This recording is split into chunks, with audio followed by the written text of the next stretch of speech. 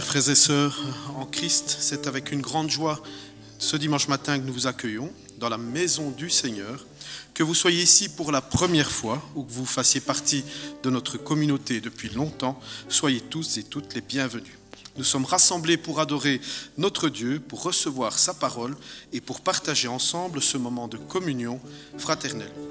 Bienvenue également aux internautes qui nous rejoignent via le site YouTube de l'Église, qu'ils se sentent également en communion par l'Esprit Saint du Seigneur, et que ce temps de culte soit pour chacun de nous une source de réconfort, d'inspiration et de paix. Nous venons avec nos joies, mais aussi avec nos peines, nos espérances, et Dieu nous accueille tels que nous sommes. Que son amour inonde nos cœurs, sa présence nous accompagne tout au long de cette célébration. Que le Seigneur nous bénisse tous et nous guide dans ce moment d'adoration et de partage. Et soyez bénis et que sa paix demeure sur chacun de vous. Nous sommes avec notre groupe de louanges ce dimanche matin. Nous allons chanter un premier chant qui s'intitule « Nous voulons voir Jésus élevé ». Nous voulons voir Jésus élevé comme un étendard sur ce pays, nous montrant la voie vers lui. C'est un chant dynamique qui exprime le désir de voir Jésus exalté dans le monde et d'être des témoins actifs de sa gloire et de son règne. Je vous propose que l'on se mette debout pour chanter ce premier chant. Les internautes aussi peuvent chanter derrière leur écran. Les paroles s'affichent également.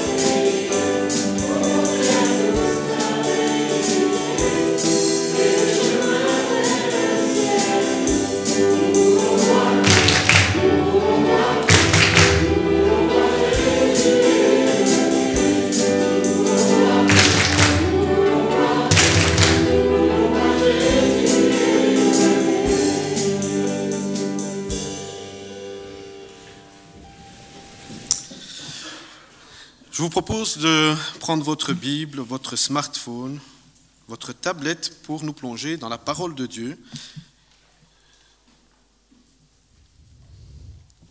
Et nous lirons le psaume 23.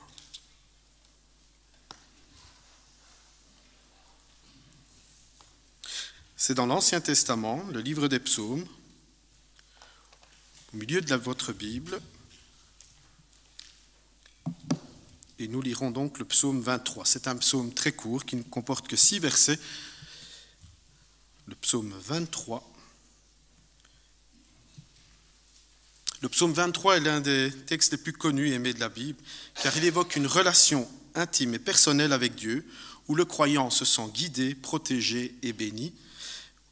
Je vous propose donc de nous plonger dans la lecture du psaume 23. Cantique de David. L'Éternel est mon berger, je ne manquerai de rien. Il me fait reposer dans de verts pâturages, il me dirige près des eaux paisibles.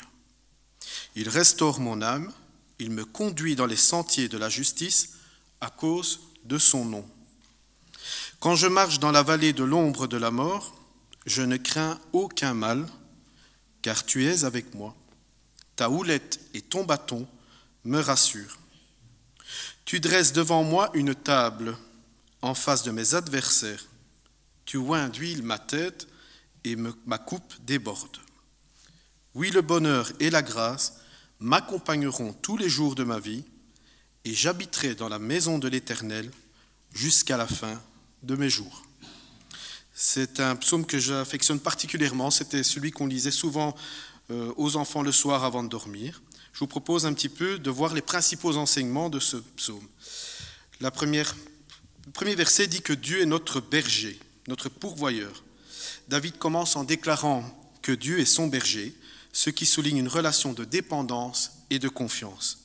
Le berger est celui qui prend soin de ses brebis, les nourrit, les protège et les guide. Ce passage nous enseigne que Dieu pourvoit à tous nos besoins. Il ne manque de rien à ceux qui lui font confiance. Dans les moments de doute, ce verset nous rappelle que Dieu est capable de nous apporter ce qui est nécessaire, tant matériellement et surtout spirituellement. Dieu nous conduit vers la paix et la restauration. Dans le verset 2, il me fait reposer dans de verts pâturages, il me dirige près des eaux paisibles. Dieu veut que nous trouvions du repos avec lui et la paix. Ces eaux paisibles symbolisent la tranquillité de l'âme et le renouvellement spirituel. Il restaure nos âmes lorsque nous sommes fatigués ou affligés. Il nous conduit sur le bon chemin, celui de la justice et de la vérité.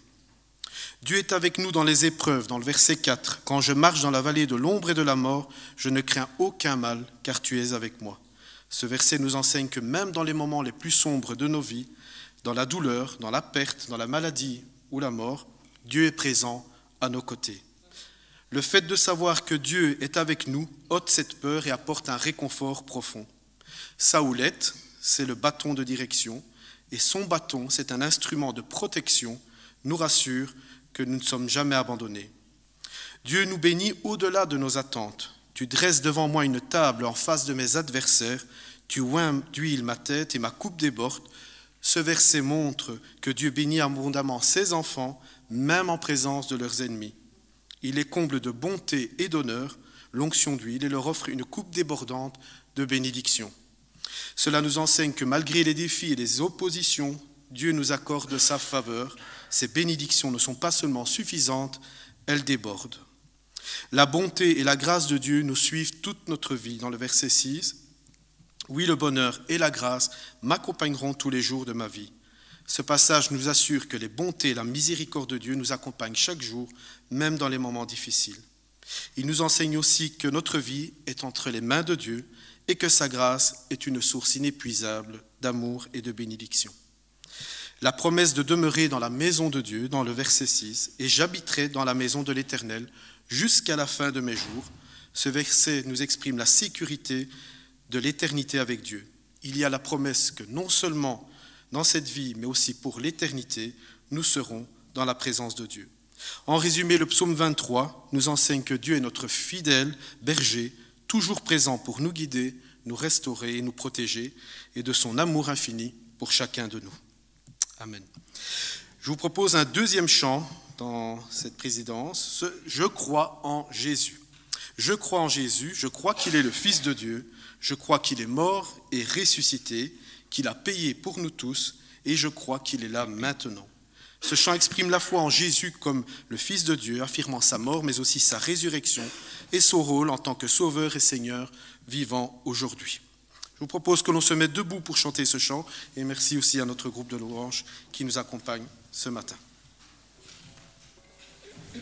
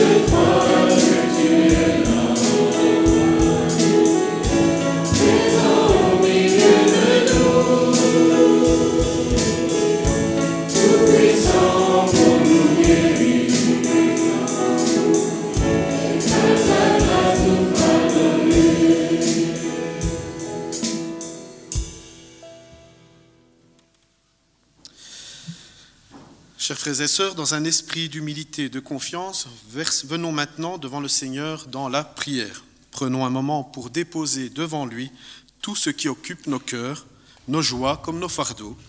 Un temps privilégié pour lui confier nos préoccupations, lui rendre grâce, mais aussi pour ses bienfaits et chercher sa sagesse. Que nos cœurs s'ouvrent en sa présence, sachant qu'il est attentif à chacune de nos paroles et qu'il répond avec amour à ceux qui l'invoquent. Je vous propose donc un moment de prière tous ensemble, que chacun se sente libre de prier à voix haute, des prières courtes pour permettre à chacun de participer à ce moment de prière, et je clôturerai ce moment.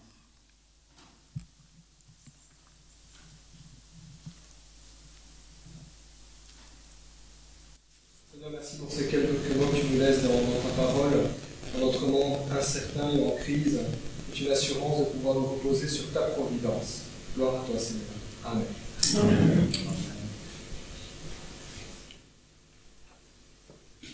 Oui, Seigneur, tu es notre Dieu.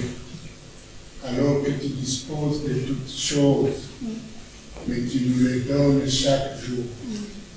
Tu ne regardes pas nos fautes. Tu nous as aimés dès le premier jour. Apprends-nous aussi à notre tour à aimer notre prochain comme nous-mêmes. Amen. Amen.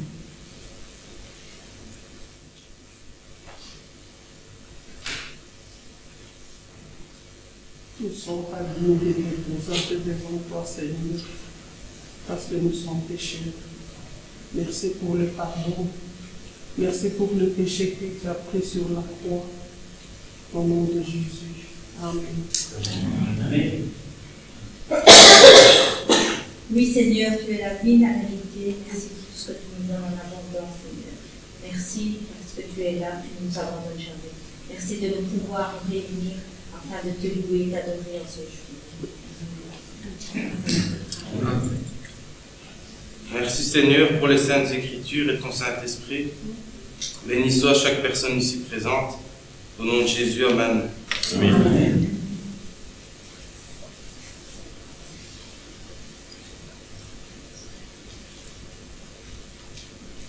Béni sois-tu Seigneur pour le privilège que tu nous accordes de pouvoir nous rassembler dans ta maison ce matin. Après Seigneur, nos chants, nos prières, nos actions de grâce. Merci pour ce privilège, Père, au nom de Jésus. Amen.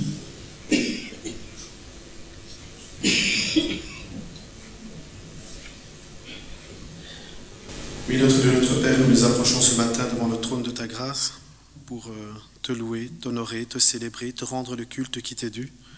Nous voulons te dire merci, Seigneur, de nous avoir amenés dans ta maison. Nous te remettons aussi entre tes mains les personnes qui sont peu bien en santé, que tu puisses poser, Père, ta main puissante et guérissante sur chacun d'entre eux. Te prions aussi, Seigneur, pour les personnes qui sont découragées. Nous l'avons vu, Père, tu es notre bon berger, que tu ramènes tes brebis, Seigneur, dans ta maison.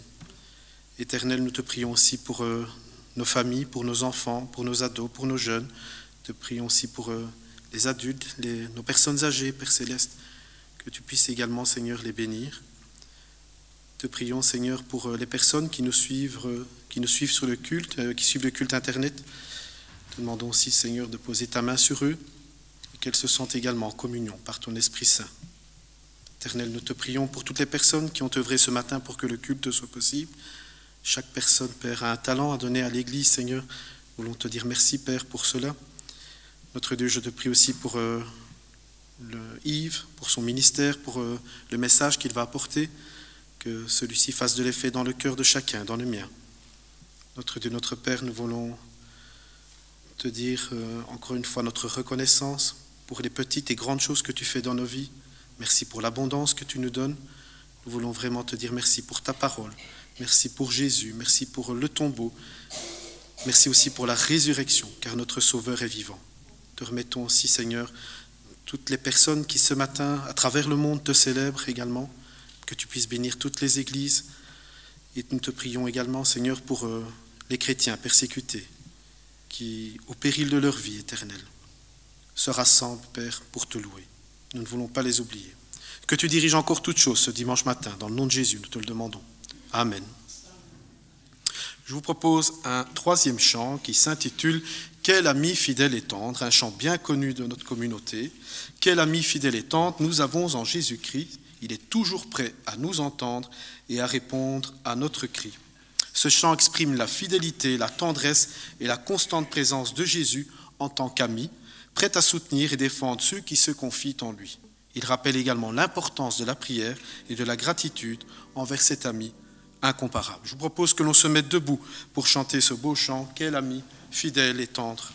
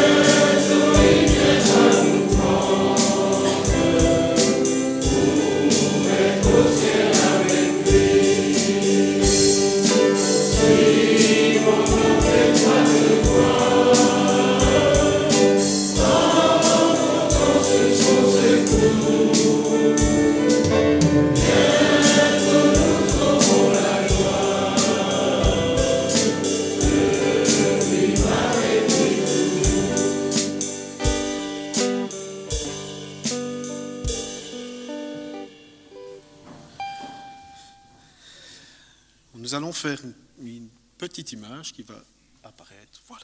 Un petit sondage qui est venu avec un smartphone aujourd'hui. Je ne vais pas dire, mais je pense que quasiment toute la salle est venue avec un smartphone aujourd'hui. Nous allons voir un petit peu maintenant comment, justement, cet objet incontournable dans nos vies, de manière que ce soit dans nos relations familiales, dans le monde professionnel ou autre, nous allons voir comment optimiser ce smartphone dans notre foi. Je me demande ce qui arriverait si nous traitions notre Bible comme nous traitons notre téléphone portable. Et si nous l'avions toujours sur nous, dans nos poches, ou vous, mesdames, dans vos sacs à main. Et si nous retournions sur nos pas, après l'avoir oublié, à la maison ou au bureau. Et si nous la consultions plusieurs fois par jour. Et si nous nous en servions pour envoyer des messages à nos amis. Et si nous ne pouvions vivre sans elle, je parle de la Bible. Et si nous la donnions en cadeau à nos enfants. Et si nous nous en servions pendant nos voyages. Et si nous nous en servions en cas d'urgence. À la différence de nos téléphones portables, nous n'avons pas à craindre de mauvaises connexions ou de perdre le signal, car notre Bible, elle, fonctionne partout. Et mieux encore, les batteries demeurent chargées à jamais et notre crédit est illimité parce que Jésus a déjà payé la facture. Faire un parallèle entre la Bible et le téléphone portable peut être une manière aussi originale d'illustrer la valeur et l'importance de la parole de Dieu dans nos vies modernes. Je vous propose une petite comparaison. Source de communication. Notre téléphone est un outil de communication qui nous permet de rester en contact avec les autres, d'échanger des messages, des appels et des informations instantanément. La Bible, elle, est la parole de Dieu, un moyen par lequel il communique avec nous. Elle contient des instructions, des promesses et des vérités essentielles pour notre vie spirituelle. Guide et direction. Le GSM, c'est un téléphone portable qui peut également servir de guide, par exemple avec des applications de navigation, le fameux GPS, qui nous aide à trouver notre chemin ou prendre des décisions éclairées. La Bible, elle nous guide dans notre vie quotidienne, nous fournissant des principes moraux et des conseils sur la manière de vivre en accord avec la volonté de Dieu. Dans le psaume 119, au verset 105, « Ta parole est une lampe à mes pieds et une lumière sur mon sentier. » L'accès à l'information, le téléphone permet, grâce à Internet, nous donne accès à une quantité presque illimitée d'informations et de ressources sur divers sujets, y compris la spiritualité et la foi. La Bible, elle, contient une richesse d'informations sur la foi, l'histoire, la sagesse, la moralité. Elle nous permet de connaître Dieu et de comprendre son plan pour l'humanité. La nourriture spirituelle. Un téléphone peut également être utilisé pour accéder à des ressources spirituelles, comme des sermons, des méditations, des études bibliques, renforçant ainsi notre vie spirituelle. Par exemple, le site internet de l'Église, ou le lundi, par exemple, vous pouvez vous connecter directement avec une adresse mail pour recevoir l'agenda de l'Église. La Bible, elle, la lecture et la méditation de la Bible nourrissent notre esprit et notre âme. L'homme ne vivra pas de pain seulement, mais de toute parole qui sort de la bouche de Dieu, dans Matthieu 4 au verset 4.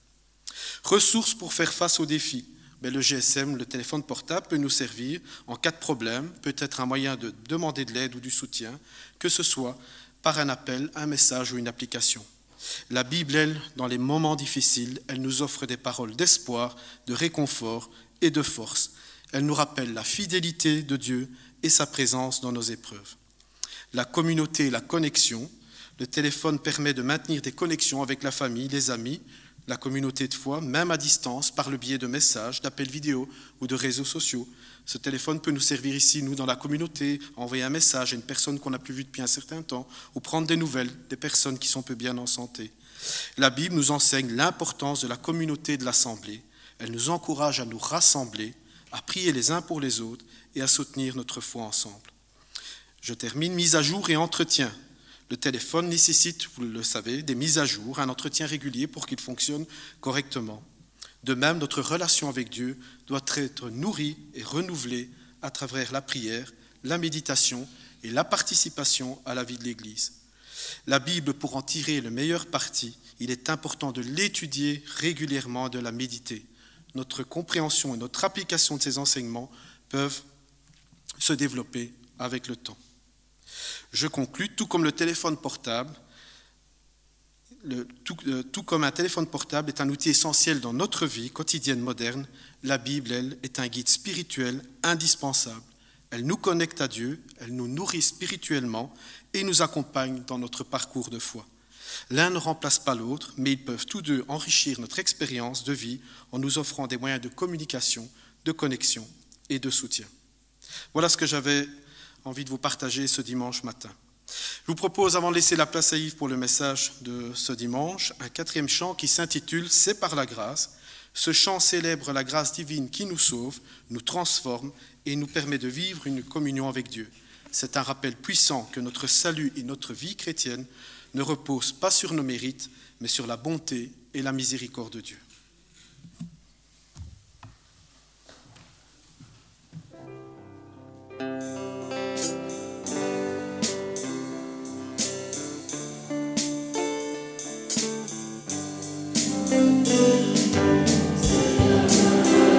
C'est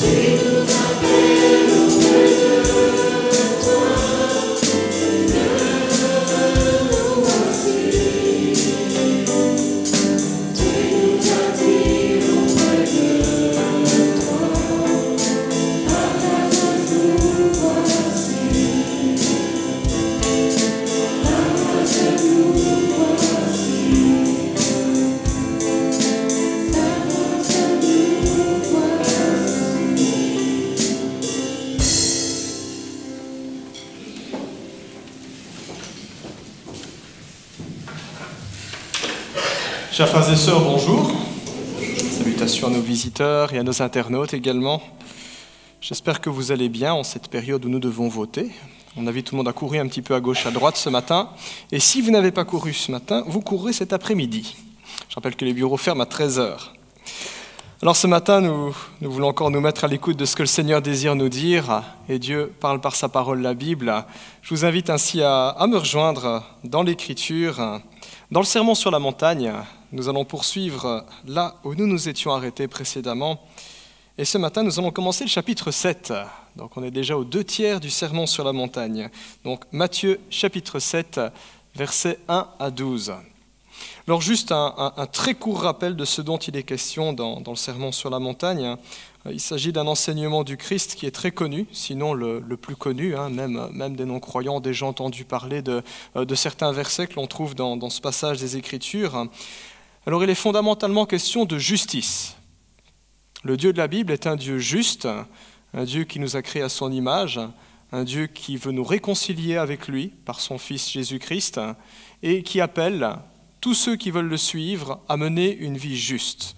Et donc, quand nous les chrétiens, nous lisons Sermon sur la montagne, nous y trouvons ainsi un bref descriptif, je dis bien un bref descriptif, ce n'est pas du tout exhaustif, le portrait robot d'un chrétien. Voilà ce à quoi ressemble quelqu'un qui suit le Seigneur Jésus.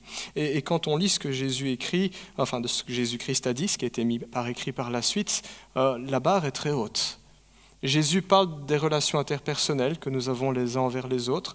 Nous voyons ça au chapitre 5, il est question de la colère, de l'adultère, du divorce, des serments, de la vengeance, de l'amour pour les ennemis. Puis Jésus s'intéresse à notre attitude vis-à-vis de Dieu, les habitudes religieuses que nous avons. Il nous parle de l'aumône, de la prière, du jeûne.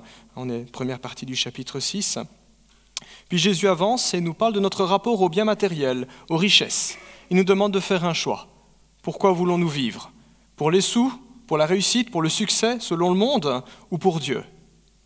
Le Christ conclut le chapitre 6 en nous exhortant à lui faire confiance. Ne vous inquiétez pas, dit-il, à 5 reprises. Dieu s'occupe de nos besoins matériels. Il s'occupe de toutes ces choses dont nous avons besoin. Boire, manger, s'habiller, se soigner, Dieu s'en occupe. Nous entrons ainsi dans le chapitre 7 où Jésus va conclure toute cette description d'une vie juste, d'une vie chrétienne. Et voici ce qu'il dit à partir du verset 1. « Ne jugez pas, afin de ne pas être jugés, car on vous jugera de la même manière que vous aurez jugé, et on utilisera pour vous la mesure dont vous vous serez servis. Pourquoi vois-tu la paille qui est dans l'œil de ton frère, et ne remarques-tu pas la poutre qui est dans ton œil ? Ou comment peux-tu dire à ton frère, laisse-moi enlever la paille de ton œil, alors que toi, tu as une poutre dans le tien ?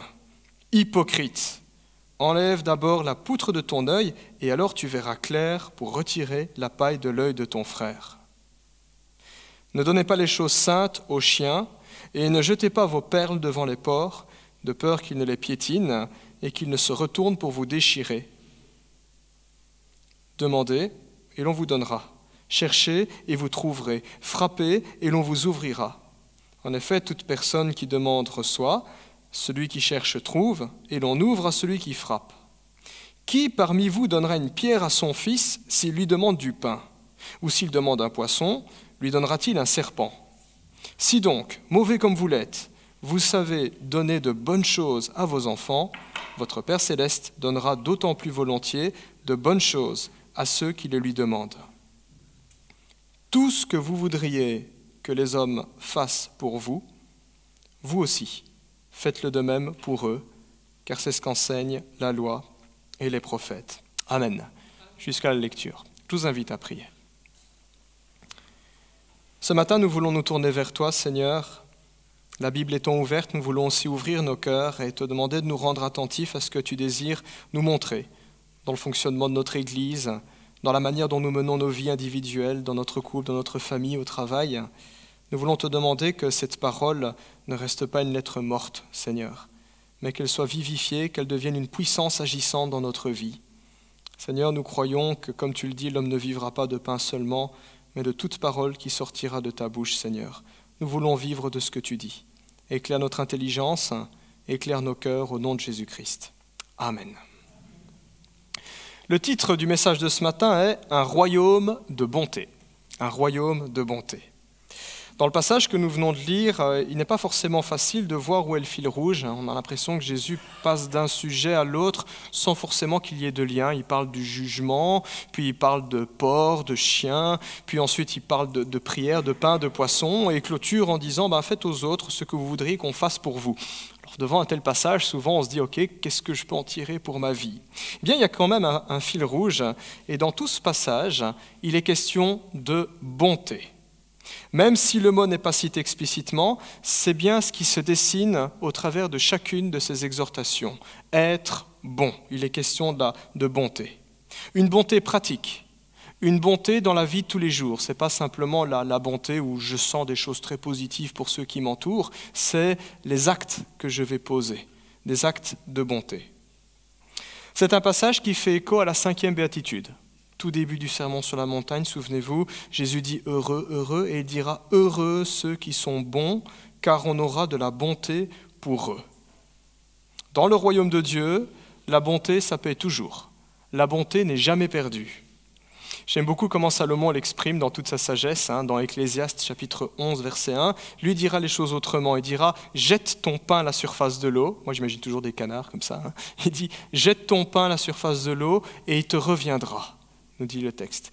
Il y a un petit peu cette idée que lorsqu'on pose un acte de bonté, cette bonté va emprunter un chemin qui nous est mystérieux, un chemin qui nous échappe, et d'une manière ou d'une autre, Dieu fait en sorte que cela nous revienne. Il existe beaucoup d'occasions et de nombreuses manières de manifester de la bonté envers les gens qui nous entourent. Ça peut être simplement dire bonjour à quelqu'un dans la rue, pas simplement par politesse, mais pour dire je sais que tu existes, je sais que tu es là. C'est un acte de bonté, c'est mieux que l'indifférence. Beaucoup d'occasions, beaucoup de manières.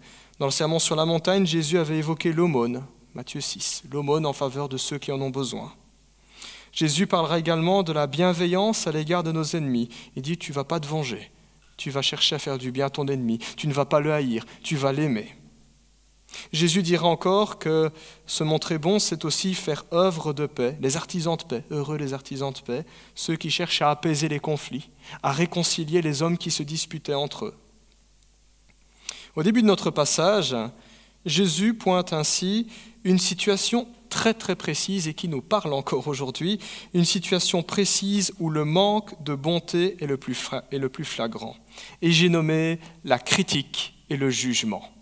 Et il se trouve que dans notre culture francophone, la plupart de nos sujets de conversation, c'est des critiques et des jugements.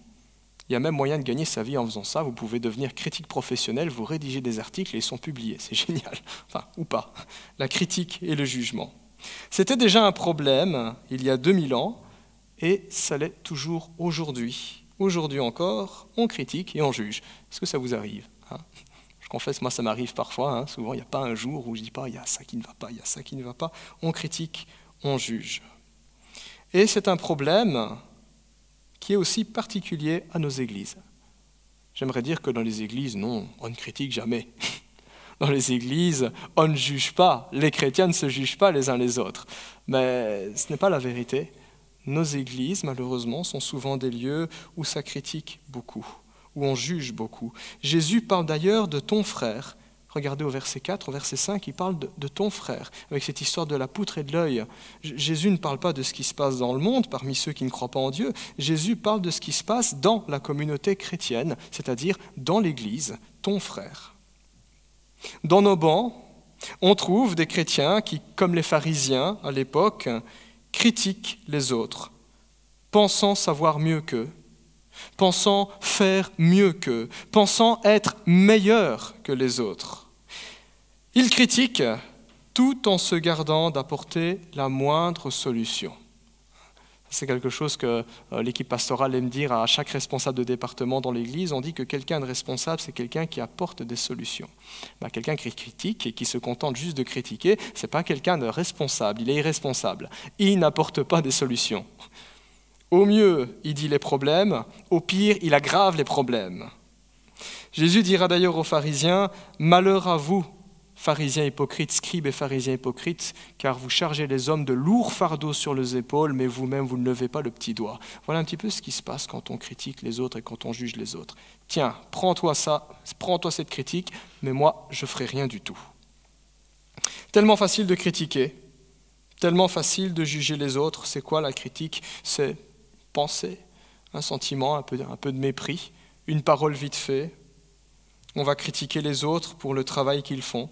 Voilà, souvent on regarde une maison qui est en train d'être construite ou quelqu'un qui rédige un article et on va regarder ça avec un œil critique. J'aime bien, j'aime pas. Il est nul, il est doué. On va critiquer la tenue vestimentaire. Oh, il n'a pas mis de cravate aujourd'hui, grossier personnage. On va critiquer le physique. Il a un gros nez, il ne sait pas coiffer. On va critiquer l'intelligence. C'est clair, il n'a pas fait d'autres études. On va critiquer son caractère, qu'il est pelant. On va critiquer sa foi. Il ne fait que ça. Et quand on ne sait pas qui critiquer, ce n'est pas un souci. Il y a moyen de critiquer le temps, l'état de nos routes en Belgique, la gestion des dépenses publiques, ou encore mieux, en cette période d'élection, lisez les partenaires, lisez les programmes des partis politiques. Ça ne manque pas la critique. Toujours moyen de dire et d'en redire, surtout quand quelqu'un ne fait pas comme on veut, ou n'est pas celui qu'on voudrait qu'il soit. Toujours moyen de critiquer. La critique est d'autant plus facile qu'elle nous donne aussi l'impression de ne pas faire partie de cette masse qu'on critique. On s'élève au-dessus des autres. Ça nourrit l'ego, la critique, ça nourrit l'ego. Salomon écrira dans toute sa sagesse ceci: « Les paroles du critiqueur sont comme des friandises. » Ça fait plaisir. Elles descendent au fond de l'être. Plaisir coupable. On sait que c'est mal, mais ça fait tellement du bien. Face à une telle attitude, Jésus est catégorique. Verset 1, Jésus dit « Ne jugez pas. Ne jugez pas afin de ne pas être jugé. » Il prend ici un mot qui est propre à la justice, qui se passe dans un tribunal. On prononce un jugement, on prononce une condamnation, sauf que le juge le peut bien, c'est sa fonction, c'est son rôle dans la société. Là, il nous dit, vous les chrétiens, ce n'est pas votre rôle de commencer à écraser les autres, à les culpabiliser ou les écraser. Ne jugez pas afin de ne pas être jugés. Dans la bouche d'un enfant de Dieu, il n'y a pas de place pour des paroles méchantes et gratuites, pour des paroles qui vont condamner, pour des paroles qui vont dévaloriser l'autre. Il n'y a pas de place pour des jugements à l'emporte-pièce. Et on a tous nos stéréotypes, on a tous nos a priori. Et c'est souvent sur base de ça qu'on va juger les autres, leur culture, leur langue, leur manière, que sais-je. Nous n'avons pas à nous croire au-dessus des autres, parce qu'au-dessus des autres et au-dessus de nous, c'est la place de Dieu. Nous n'avons pas à rabaisser et à humilier les autres, parce que ce n'est pas ce que Dieu fait. Dieu restaure, Dieu valorise, Dieu sauve, Dieu se révèle. Mais si lui qui est Dieu ne commence pas à écraser comme ça, nous n'avons pas à nous octroyer ce droit-là. Dieu d'ailleurs rétribuera celui qui agit de la même façon. Dieu rétribuera celui qui agit de cette manière-là. En tout cas, il le rétribuera exactement de la même façon dont il aura agi vis-à-vis des autres. Et c'est ce que Jésus dit au verset 2. Il nous dit « Car on vous jugera de la même manière que vous aurez jugé, et on utilisera pour vous la mesure dont vous vous serez servi. » Voilà comment Dieu fonctionne. Il dit « Tu agis comme ça vis-à-vis des autres ? Ben parfait, je vais reprendre exactement les mêmes critères et on les appliquera pour toi. » Au lieu de critiquer, Jésus nous exhorte à faire notre propre examen. Et ça, c'est difficile. C'est difficile parce que souvent, on est plus sévère vis-à-vis des autres et on est très indulgent envers soi-même. Jésus dit au verset 3, « Pourquoi vois-tu la paille qui est dans l'œil de ton frère et ne remarques-tu pas la poutre qui est dans ton œil ? Ou comment peux-tu dire à ton frère, laisse-moi enlever la paille de ton œil, alors que toi tu as une poutre dans le tien, hypocrite. Enlève d'abord la poutre de ton œil, dit Jésus. » Alors c'est une petite histoire qui est toute simple et que tout le monde peut comprendre. Jésus est vraiment ici dans l'exagération. Il est vraiment dans l'exagération. C'est pour nous montrer que la faute de celui qui passe son temps à critiquer est aussi grossière que cet homme qui a une poutre enfoncée dans son œil et qui se propose de retirer le petit brin de paille qu'il reproche aux autres. Aveugle sur sa propre misère. Et il va chercher à gratter dans la vie des autres en critiquant. D'une certaine manière, les paroles de Jésus nous rappellent que lorsque nous voyons des travers chez les autres, Et lorsque nous voyons des manquements chez les autres, parce que c'est vrai, parfois on peut en apercevoir, eh bien, leurs travers et leurs manquements nous rappellent que nous aussi, nous avons probablement des travers et des manquements, que nous ne voyons pas forcément, parce que ce sont nos angles morts, parce que c'est notre vie et on est habitué à ça. Et peut-être que les autres les voient. L'humilité conduit à un tout autre état d'esprit. Quand on est humble, on comprend une chose qui n'est pas très agréable, mais une chose qui est vraie. Une chose qui est vraie. Et la vérité est que je ne vaux pas mieux que les autres.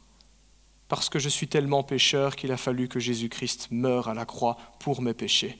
Je ne vaux pas mieux que l'autre. Je ne suis pas meilleur que l'autre, je n'ai pas atteint un plus grand grade. Je ne vaux pas mieux que celui que j'étais sur le point de critiquer. Et puisque je dois encore travailler sur moi-même, personne ne peut dire qu'il est parvenu à la perfection, puisque je dois encore travailler sur moi-même, alors au lieu de faire peser un poids supplémentaire sur le cœur de l'autre, je peux l'aider à porter son fardeau. Encore mieux, nous pouvons nous entraider. C'est cela agir en chrétien. C'est cela faire preuve de bonté. C'est cela être l'Église de Dieu. Non pas un lieu où on commence à s'épier pour savoir qui fait le pire, mais un lieu où on est conscient que nous avons besoin des uns et des autres. Et le Seigneur nous appelle à nous entraider. C'est ça avancer ensemble, c'est ça servir ensemble. L'apôtre Paul reviendra sur cette idée dans l'épître aux Galates. En Galates chapitre 1, Galates chapitre 6, versets 1 et 2, il dira « Si un homme vient être surpris en faute, il ne dit pas « critiquez-le, condamnez-le et virez-le ». Il dit, vous qui êtes spirituels, c'est-à-dire vous qui êtes conduits par l'Esprit de Dieu, redressez-le. Toutefois, veillez sur vous-même afin de ne pas non plus trébucher. Puis il poursuit, portez vos fardeaux les uns les autres et ainsi vous accomplirez la loi du Christ. Quelle est la loi du Christ? Sermon sur la montagne. Cette loi renouvelée pour un peuple renouvelé. Pas la critique, pas le jugement. Si nous voyons quelqu'un qui pêche, si nous voyons quelqu'un qui est en train de plier sous son fardeau, il n'en peut plus, c'est peut-être le deuil, la tristesse, le découragement, un défi, il n'y arrive pas, et il le sait, il culpabilise. Si on voit quelqu'un qui s'engage sur une voie dangereuse, un choix qui est mauvais, stupide, la bonté nous dicte de l'avertir, la bonté nous dicte de l'aider. La bonté nous dicte de mettre la main à la pâte. Et ça, c'est pas facile, ça demande de faire des efforts, ça demande de donner du temps, d'accorder de l'attention. Mais c'est ce que Jésus a fait.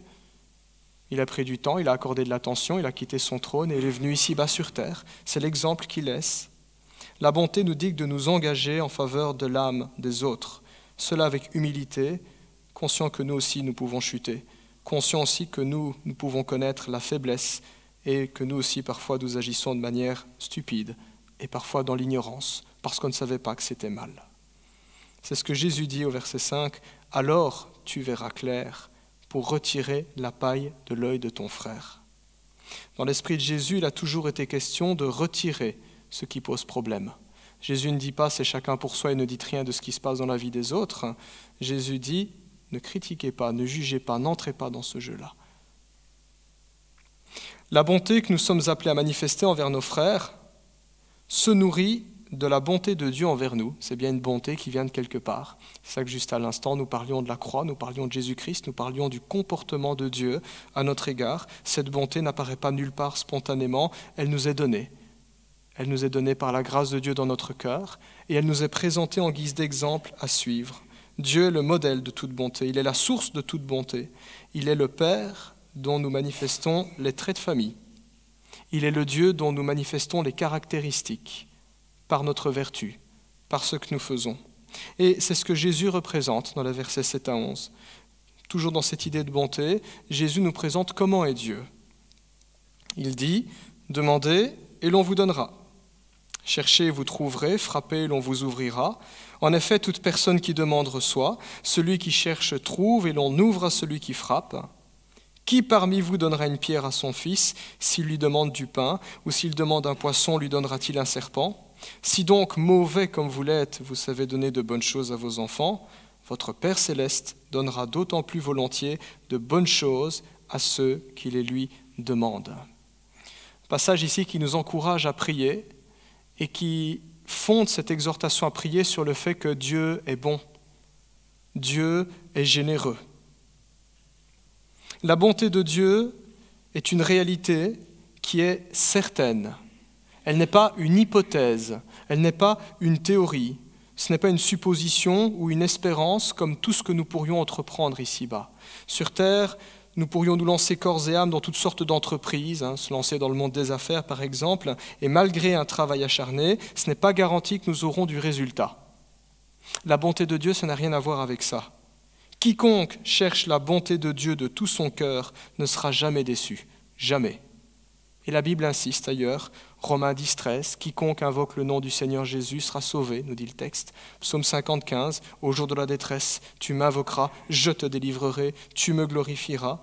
Ou encore Jérémie 29, 13, Dieu dit à son peuple, vous me chercherez de tout votre cœur et vous me trouverez. Pourquoi ? Parce que Dieu est bon, parce que Dieu est généreux.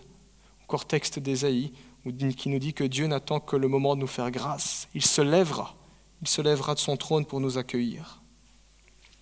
Chercher la bonté de Dieu est une entreprise dont les bénéfices dépassent de loin ce que nous pourrions rêver. Ce n'est pas un rendement de 0,0001% comme nos comptes en banque ou nos comptes épargne, c'est du rendement 1000%. Jésus dit demandez, cherchez, frappez. C'est une manière de dire, vous qui vous appuyez sur la bonté de Dieu, vous qui recherchez cela dans vos vies, continuez. Ne lâchez pas, continuez. Parce que ça finira toujours par payer. Dieu se laisse trouver. Dieu ouvre la porte. Dieu répond aux demandes. Dans les nombreuses paraboles du royaume de Dieu dans les évangiles, Jésus-Christ reviendra toujours avec cette idée. Il y a une chouette parabole où il dit que le royaume de Dieu est comme un trésor de grand prix qu'un homme trouve caché dans un champ. Et cet homme va faire un effort extraordinaire, il va vendre tous ses biens pour acheter le champ, dans le but d'acquérir le terrain, avec le trésor qu'il contient, un trésor infiniment plus précieux que tout ce qu'il aurait pu dépenser pour acquérir ce terrain. Telle est la bonté de Dieu, il est généreux et sa générosité est sans fin, elle ne connaît aucune limite. Et nous le chantons dimanche après dimanche, il y a certains chants qui nous parlent que l'amour de Dieu est plus vaste qu'un océan, plus profond que les mers. Nous ne devrions pas nous priver de sa bonté, de sa générosité, de son amour, et pourtant, si la Bible nous y exhorte, c'est que ce n'est pas un automatisme pour les disciples de Jésus. Et en réalité, bien souvent, nous vivons en dessous de cela. Nous vivons comme si Dieu n'était pas généreux, comme si Dieu était pingre. Vous savez, voilà, il pourrait donner tout ça, quelques miettes. Nous vivons comme si Dieu parfois était insensible à nos problèmes. Parfois on se dit, pourquoi prierai-je, qu'est-ce que ça va changer ? Beaucoup de chrétiens prennent alors le pli de vivre sans compter sur cette bonté. Dieu est digne de confiance, disent-ils, mais uniquement pour le salut et la vie éternelle. Dieu ne s'occupera pas des détails de ma vie. Là, je dois me débrouiller, pense-t-il. Mais ce n'est pas ce que Jésus nous dit de Dieu ici. Dieu est un Père. Pas un Père comme nous pourrions connaître sur terre, puisque nos pères terrestres sont imparfaits. Dieu n'est pas un étranger dont nous devons essayer d'attirer l'attention. Dieu n'est pas un étranger dont nous devrions essayer de gagner les faveurs. C'est le Père qui nous accorde déjà toute son attention et toute son affection. Nous l'avons déjà. Il n'y a pas besoin d'attirer son attention. Il nous regarde déjà. Il n'y a pas besoin de gagner sa faveur. Il nous aime déjà. À ses yeux, nous ne sommes pas des inconnus, nous sommes ses enfants. La Bible nous dit que Dieu nous connaît par notre nom, il l'a d'ailleurs inscrit dans son livre de vie. Jésus nous dit qu'il connaît même le nombre de nos cheveux et qu'aucun d'entre eux ne tombe sans qu'il ne le veuille. Ça, il faut quand même le faire. J'aime mes enfants, mais je ne connais pas le nombre de leurs cheveux. Voilà. Dieu, il le sait, il le connaît. Ce Père a déjà donné ce qu'il y a de plus précieux. Il nous a donné son Fils Jésus. Et en comparaison, tout le reste est bien peu et ne constitue pas un obstacle pour sa puissance. Ce n'est pas du tout un problème pour lui. Jésus disait au chapitre 5, en parlant de l'amour pour les ennemis, il nous disait que Dieu est ce Père céleste qui fait lever son soleil sur les méchants et sur les bons, et que Dieu fait aussi pleuvoir sur les justes et sur les injustes. C'est ce qu'on appelle en théologie la grâce commune. Dieu donne ça à tout le monde, voilà, qu'il soit gentil, qu'il soit méchant, Dieu le donne à tout le monde. Si Dieu fait déjà ça pour tout le monde, c'est le même traitement, à combien plus forte raison ne tiendrait-il pas des bénédictions très spéciales pour ceux qui sont ses enfants ? pour ceux qui sont de sa maison. Regardons simplement les œuvres missionnaires. Prenons par exemple Rewari, que nous soutenons, les enfants, une mission qui s'occupe des enfants. La bonté et la générosité déployée en faveur de tous ces milliers d'enfants, une bonté, une générosité sans laquelle ils finiraient dans les rues, simplement. Croyons-nous vraiment que les hommes et les femmes qui œuvrent sur le terrain, qui sont là avec ces enfants, qui leur donnent à manger, qui les habillent, qui les éduquent, qui s'occupent d'eux, croyons-nous vraiment que ces hommes et ces femmes n'auraient pas autant d'amour, sinon plus pour leurs propres enfants dans la chair? Bien sûr que si. Ils aiment les enfants dans les rues et ils s'en occupent, et ils aiment d'autant plus leurs propres enfants que le Seigneur leur a donnés ici-bas sur terre. C'est ça l'argument de Jésus-Christ, et il va même plus loin, en disant que si nous, malgré nos péchés et nos limites, nous sommes capables de prendre soin de nos enfants, à combien plus forte raison Dieu ne le fera-t-il pas, lui qui est sans péché et sans limite? Si nous demandons à Dieu du pain, c'est-à-dire ce qui est nécessaire pour vivre, et on revient à la prière du Notre Père, donne aujourd'hui notre pain quotidien, si nous demandons à Dieu du pain, il ne nous donnera pas une pierre, il ne nous donnera pas une chose qui est inutile et qui est pesante. Quand nous prions et quand nous demandons quelque chose à Dieu, sa bonté ne nous conduit pas à donner un truc qui va nous encombrer. Si nous demandons à Dieu un poisson, il ne nous donnera pas un serpent, c'est-à-dire une chose mortelle, une chose dangereuse, une chose qui est susceptible de nous pourrir la vie, parce que Dieu n'est pas mesquin, parce que Dieu n'est pas insensible, parce que Dieu tout simplement est plein de bonté. Mais c'est nous qui trop souvent ne traitons pas Dieu comme un père, ou bien souvent, dans le contenu de nos prières, nous demandons à Dieu des pierres et des serpents, pensant et croyant même que c'est ça que nous avons réellement besoin. Vous savez, quand moi et mon épouse nous appelons nos enfants à passer à table, et parfois quand ils voient ce qu'il y a à table, ils râlent parce que c'est des légumes. Voilà. Alors ils nous disent, est-ce qu'on ne peut pas aller dans l'armoire à bonbons? Si nous laissions faire nos enfants manger ce qu'ils voulaient et ce qu'ils demandaient, ils seraient en mauvaise santé. Ils mangeraient des crasses, tout simplement. C'est la même chose avec Dieu. Et Jésus nous le rappelle, Dieu ne donne pas forcément tout ce dont nous avons envie, mais ce que nous avons besoin. Il donne, pour reprendre les mots de Jésus, de bonnes choses. Tous ceux qui demandent de bonnes choses. L'art de bien prier, l'art de se connecter à la générosité, à la bonté de Dieu, c'est l'art de bien demander, j'oserais dire. L'Éternel nous donnera toujours ce qui est bon pour notre âme.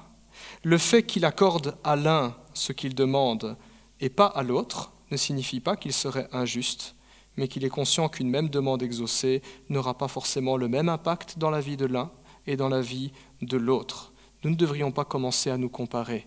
Nous sommes différents, un petit peu comme des parents qui connaissent la différence au niveau de leurs enfants. Dieu donne de bonnes choses et il les donne au bon moment et il les donne de la bonne façon. Et parfois, ça peut être très frustrant pour nous, aussi frustrant que lorsque je dis à mon fils ou à ma fille, non, tu ne peux pas prendre de chocotoff avant le dîner ou avant le souper. Il le voudrait tout de suite, mais ce n'est pas le bon moment. Chaque véritable prière exprime ainsi toute la richesse et toute la beauté de cette relation que nous avons avec Dieu. On n'est pas dans quelque chose de fonctionnel, dans une transaction où je veux attirer ton attention, je veux gagner tes faveurs. C'est j'exprime le fait que j'ai confiance en ta bonté. Et c'est une joie pour moi de t'avoir pour Père. C'est ça que ça exprime la prière, la relation. Et dans cette relation, nous avons la liberté de dire à Dieu tous nos besoins, parce qu'il est bon. C'est donc de la bonté de Dieu que nous puisons aussi notre bonté envers notre prochain. Mais il faut encore préciser, et nous terminerons par cela, que la bonté à laquelle nous sommes appelés est une bonté qui est pleine de lucidité, il faut le dire. La bonté de Dieu, la bonté chrétienne en général, ce n'est pas un béni oui-oui, ce n'est pas une bonté naïve, j'oserais dire. Et c'est ce que Christ nous montre au verset 6. Jésus dit « Ne donnez pas les choses saintes aux chiens, et ne jetez pas vos perles devant les porcs, de peur qu'ils ne les piétinent et qu'ils ne se retournent pour vous déchirer. » Alors voilà un texte qui n'est pas très tendre, il faut le dire. Il faut comprendre que dans la mentalité juive, les porcs sont des animaux impurs. Voilà, ils marchent dans la boue, hein, et dans cette boue, il y a leur déjection, et c'est là où on jette leur nourriture, et c'est là où ils vont se vautrer également. Donc c'est vraiment sale. Et les chiens dans l'Antiquité, et en Israël en particulier, ils formaient des meutes qui se nourrissaient de charognes, qui mangeaient des restes, et qui étaient susceptibles également d'attaquer les passants, des chiens et des porcs. C'était des animaux vraiment horribles et impurs pour les Juifs.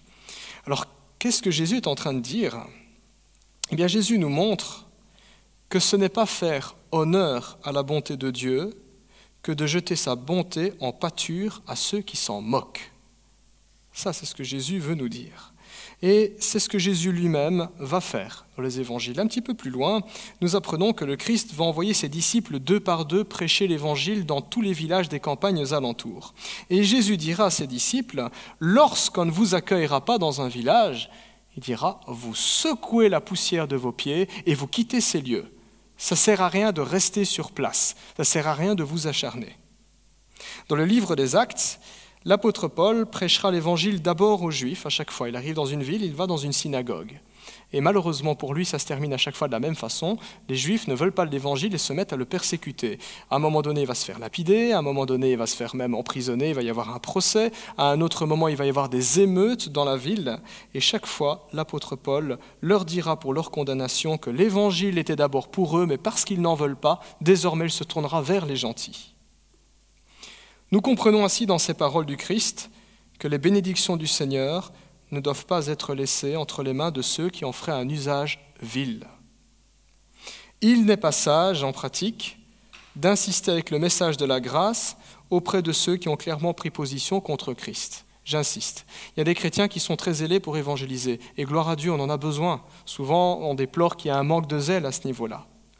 Mais ça ne sert à rien de présenter l'évangile tous les jours à votre voisin si votre voisin vous a déjà dit « je n'en veux pas ». La seule chose que vous allez provoquer chez lui, c'est davantage de dégoût pour le Seigneur Jésus-Christ et de l'irritation envers vous. C'est une perte de temps et c'est un manque de politesse aussi. Ce n'est pas cela témoigner, ce n'est pas ça montrer réellement la bonté de Dieu. Il n'est pas sage non plus pour nous chrétiens de faire des choses spirituelles, ou plutôt d'hypothéquer ou de parier les choses spirituelles sur des sujets polémiques qui ne servent absolument à rien, si ce n'est à créer des divisions et des tensions entre nous. Et ça, nous l'avons vécu il y a quelques années, lorsque la pandémie de Covid est arrivée et qu'il y a eu cette histoire de vaccin. Incroyable ce que les chrétiens ont fait dans les églises, se disputer pour ou contre le vaccin. On a hypothéqué le témoignage de Jésus-Christ sur cette question-là. Nous avons jeté nos perles au pourceau, perdu du temps sur des choses vraiment secondaires. Gaspillage, perte de temps. Au final, on est toujours là, c'est juste qu'aux yeux du monde, on a eu l'air ridicule. La bonté chrétienne est donc pleine de lucidité. Elle puise dans la bonté de Dieu. Elle se vérifie dans notre attitude vis-à-vis des autres, en particulier dans le fait de ne pas chercher à condamner nos frères ou à les critiquer, mais plutôt à les relever et même à les élever. Jésus-Christ clôture alors son enseignement en déclarant ceci au verset 12. Jésus dit « Tout ce que vous voudriez que les hommes fassent pour vous, vous aussi faites-le de même pour eux, car c'est ce qu'enseignent la loi et les prophètes. » C'est ce que nous, les chrétiens, avons appelé la règle d'or. Alors pourquoi on appelle ça la règle d'or? Une petite histoire. Eh bien tout simplement, un empereur romain qui n'était pas forcément chrétien, mais il a été touché, il a été interpellé par le témoignage des chrétiens. Et dans l'histoire, on a retenu que dans sa chambre, il a fait graver en lettres d'or sur le mur ces paroles du Christ. Tout ce que vous voulez que les hommes fassent pour vous, vous de même faites-le pour eux. Et donc c'est ainsi qu'on s'est dit, voilà, ça c'est la règle d'or. Cette règle d'or est un résumé de tout ce que Dieu nous demande à l'égard de notre prochain. C'est une autre manière de dire « aime ton prochain comme toi-même ». Et ce que Jésus dit ici n'est pas vraiment une grande innovation par rapport à ce que les Juifs croyaient déjà. À l'époque, il y avait déjà d'autres rabbins, et il y a notamment un rabbin très célèbre qui s'appelle Rabbi Hillel. On en avait parlé notamment sur la question du divorce, le débat entre Rabbi Hillel et Rabbi Shammai. Bref, je ferme la parenthèse. Et une fois, on demanda à ce rabbin très célèbre, on lui demanda de résumer le plus rapidement possible toute la loi de Moïse. 613 commandements quand même. On lui demande, voilà, quel est votre avis? Résumez-le le plus rapidement possible. Et Rabbi Hillel a répondu, tout ce que toi tu trouves odieux, ne le fais pas aux autres. Ça, c'est le résumé de la loi de Moïse. Jésus, lui, va quand même un peu plus loin que les rabbis et que les enseignants de son temps. Jésus nous montre que la justice exigée par Dieu, que la véritable bonté ne consiste pas simplement à s'abstenir du mal, mais elle consiste aussi à chercher activement et proactivement à faire le bien. Il y a une nuance qui est importante, parce qu'il est possible de pécher par omission. Ne pas faire le mal, c'est bien, mais ne pas faire le bien quand on a l'occasion de le faire, c'est un péché aussi. La justice exigée par Dieu signifie alors saisir toutes les occasions pour faire le bien, et pas simplement saisir les occasions, chercher des occasions, et pas simplement chercher des occasions, créer des occasions pour faire du bien aux autres. C'est ça, faire aux autres ce qu'on voudrait qu'ils fassent pour nous. C'est ça le sens de la loi et des le sens de la loi et des prophètes. En Matthieu 5, 17, Jésus avait dit qu'il n'est pas venu pour abolir la loi et les prophètes, mais pour l'accomplir. Il l'accomplit en nous dévoilant le véritable sens de tous les enseignements de la Bible, et ces enseignements se réduisent dans cette notion de justice, une justice qui se vérifie au travers du plus grand commandement, aimer Dieu et aimer notre prochain.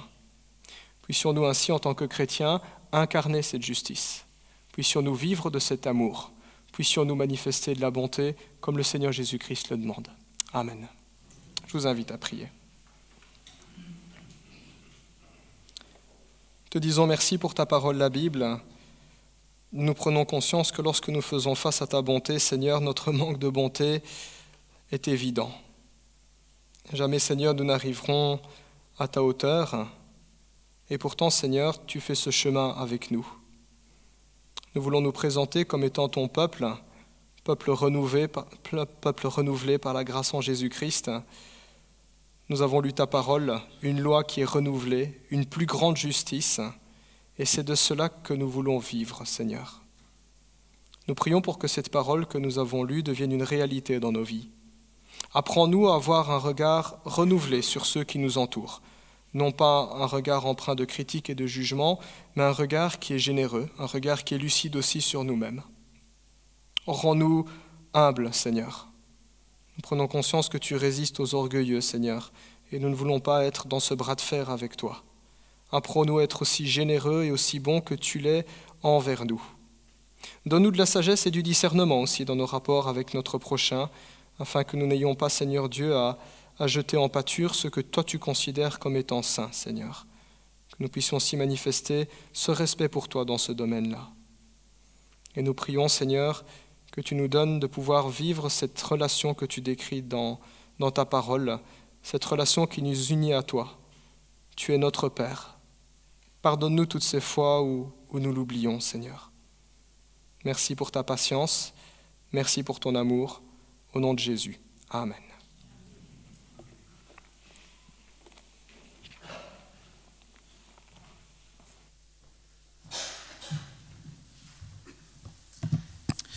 Merci beaucoup Yves pour ce message édifiant que nous puissions mettre dans nos vies durant cette semaine et bien plus tout ce qui a été dit lors de ce message et tout ce que je dis ici, bien sûr, je l'applique aussi à moi-même. Merci.